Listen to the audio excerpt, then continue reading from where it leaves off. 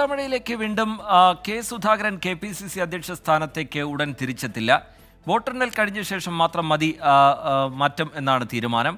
MM Hasan acting പ്രസിഡന്റായി തുടരും. സലീം മാലിക് ചേരുന്നുണ്ട് വിവരങ്ങളുമായി തിരുവനന്തപുരത്ത് നിന്ന്. സലീം, വിശദാംശങ്ങൾ.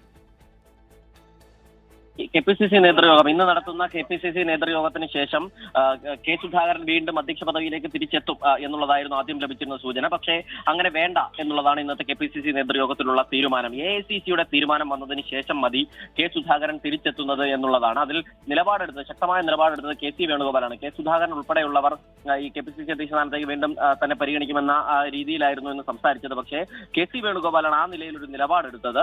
തൽക്കാലം തിരഞ്ഞെടുപ്പ് ഫലം വന്നതിന് ശേഷം മതി കെ സുധാകരൻ അധ്യക്ഷ സ്ഥാനത്തേക്ക് തിരിച്ചു വരുന്നത്. അതുവരെ ആക്ടിംഗ് പ്രസിഡന്റായി MM ഹസൻ തന്നെ തുടരട്ടെ എന്നുള്ളതായിരുന്നു നിലപാട്. ആ നിലപാടിനെ മറ്റ് നേതാക്കൾ കൂടി പിന്തുണച്ചതോടുകൂടിയാണ് തൽക്കാലം കെ സുധാകരൻ തിരിച്ചെത്താത്തൊരു സാഹചര്യം ഉണ്ടായത്. പക്ഷേ ആക്ടിംഗ് പ്രസിഡന്റായി തന്നെയാവും MM ഹസൻ തുടരുക. തെരഞ്ഞെടുപ്പ് ഫലം വന്നതിന് ശേഷം വീണ്ടും കെ സുധാകരൻ തന്നെ ആ പദവിയിലേക്ക് എത്തും എന്നുമാണ് നമുക്ക്. ശരി, സലീം മാലിക് തിരുവനന്തപുരത്ത് നിന്ന് വിവരങ്ങൾ നൽകുകയായിരുന്നു.